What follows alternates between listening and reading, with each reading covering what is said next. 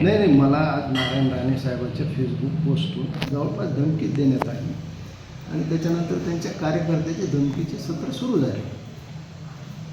मी नारायण राणे साहेबांना आणि त्यांच्या कार्यकर्त्यांना हे सांगू इच्छितो की मी उद्या सकाळी 10:30 वाजता क्रांती चौकात छत्रपती शिवाजी महाराज पुतळ्याजवळ येतो. त्यांना काय मला मारायचं आहे, काय शिवीगाळ करायची तिथे येऊन करा. ते म्हणत असले तर मी कणकवलीत येतो. राजकारणात तुम्हाला जर टीका सहन होत नसेल तर तुम्ही दुसऱ्यावर टीका करू नका ना. आणि मी आजपर्यंत कुणावर असभ्य भाषेत टीका केली नाही.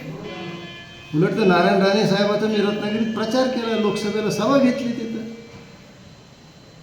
मग त्यांचे कार्यकर्ते घाणेरडे मला शिव्या देतात. ते 73 वर्षाच्या माणसाला त्याच्या आईहून शिव्या देतात. ही तर संस्कृती त्यांची. मी या राज्याच्या मुख्यमंत्र्यांना आणि माननीय पंतप्रधानांना हे आव्हान करतो की यात त्यांनी जातीनं लक्ष घालावं. त्यांच्याच कॅबिनेटमधला एक मंत्री मला जसं धमकी देत असेल तर सामान्य माणसाचे काय हाल आहेत. जर माझं बलिदान होऊन जर काही परिस्थिती सुधारत असेल तर मी माझं बलिदान द्यायला तयार आहे. उद्या अगदी हृदयविकारानं जरी मी मेलो, वीज पडून जरी मी मेलो, एखाद्या अपघातात जरी मी मेलो, तरी ही सर्व जबाबदारी नारायण राणे साहेब आणि त्यांच्या 2 सुपुत्रावर राहील आणि राज्याच्या मुख्यमंत्र्यावर सुद्धा राहील की त्यांनी योग्य ती दखल घेतली नाही.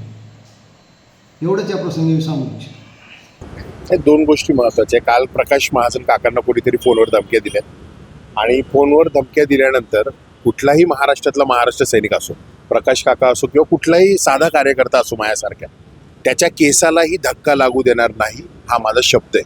आणि दुसरी महत्त्वाची गोष्ट, ज्या लोकांना असं वाटत असेल मुद्द्याला उत्तर मुद्द्यांनी द्यावं.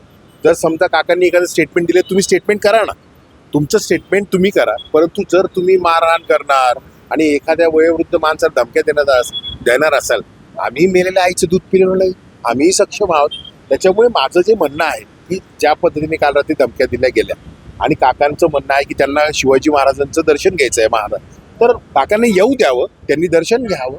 बाकीचे ज्या लोकांना उत्तर द्यायचं असेल त्यांनी उत्तर द्यावं.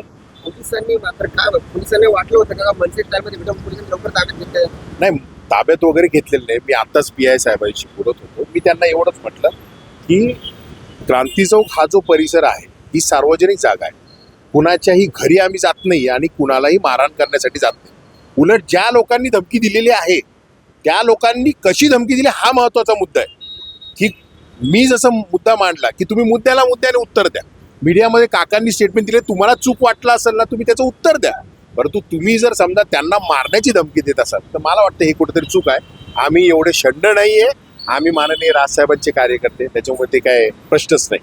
म्हणजे त्यांनी सांगितलं ते मनसे म्हणजे प्रकाश महाजन शब्द मनसेचा शब्द झाला ते क्रांती चौक येणार. तुम्ही आता थाना चालेल आहे, ते येणार का मला?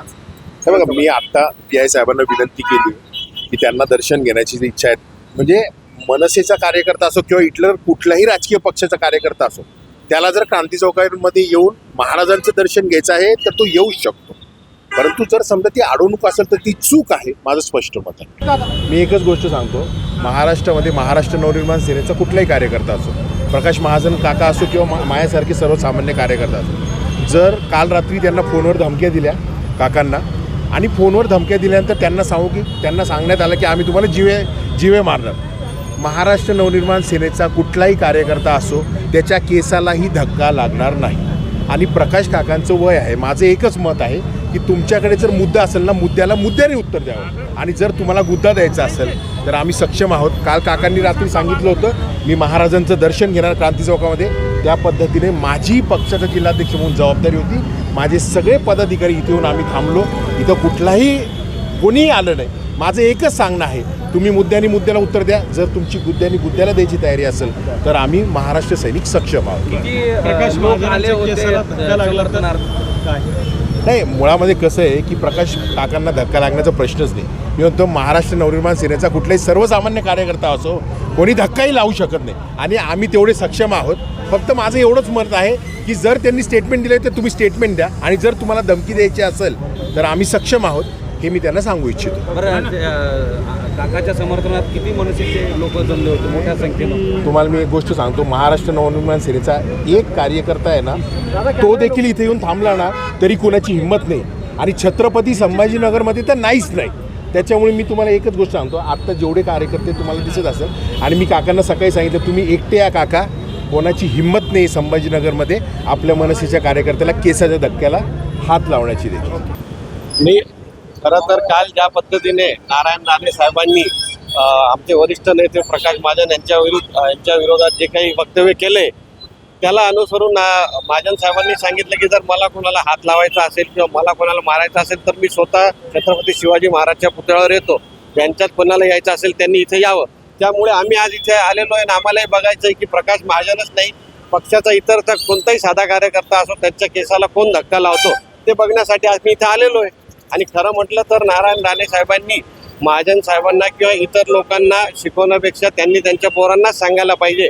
त्यांनी काल सांगितलं की राजसाहेबांचे आणि माझे संबंध हे एका लिमिटच्या पलीकडचे, तर त्यांनी त्यांच्या पोराला समजायला पाहिजे की आपले संबंध साहेबासोबत कशा प्रकारचे आहेत. त्याच्यामुळे तू कोणत्याही राजसाहेबाबद्दल वक्तव्य करू नको. साधी सोपी गोष्ट आहे.